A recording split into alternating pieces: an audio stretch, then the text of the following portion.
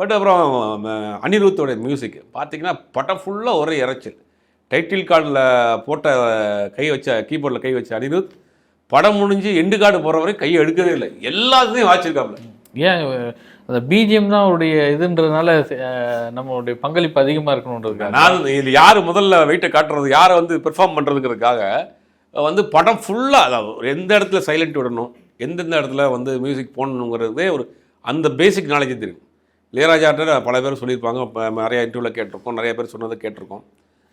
அவர்கிட்ட ஒரு படம் கொடுக்குறப்ப சில நேரங்களில் சைலண்ட் விட்டுருவார் அவரையும், இந்த இடத்துல சைலண்ட் தான் சரியாக இருக்கும். அப்போ அந்த கெஸ் பண்ண தெரியும், அந்த ஃபீலிங்கை சைலண்ட்டே ஃபுல் பண்ணிடும் அப்படிம்பாங்க. அப்போ இந்த படத்தில் பார்த்தீங்கன்னா எந்த சீன்லேயுமே அனிருத்தினுடைய கைவரிசை இல்லாமல் இல்லை, படம் ஃபுல்லாக இருக்குது. அதுவும் இந்த இப்போ நம்ம பார்த்த தேட்டரில் சவுண்டாக வச்சுருந்தாங்களான்னு தெரியல, ஒரே இறைச்சல். படம் பார்த்து வந்து பலரும் சொல்கிற கமெண்ட் அதுதான், பல ஊர்கள்லையும் என்னங்க படம் ஒரே இறைச்சலாக இருக்குது, காதெல்லாம் ஒரே இறைச்சலாக இருக்குன்னு. அந்த மாதிரி அனிருத்தினுடைய வேலைக்கு டெக்னிக்கலாக அவங்க பண்ணுறாங்க சார். ஸ்கிரிப்டாக படம் பார்க்குறப்ப பெருசாக இல்லை.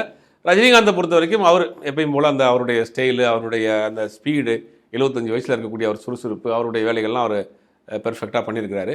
ரஜினிகாந்தை தூக்கி அப்படி தனியாக வச்சுட்டு இந்த கூலியாக ஒரு படம் பார்த்தீங்கன்னா அந்த படம் வந்து மிகப்பெரிய ஒரு மொக்க படம் தான் அது.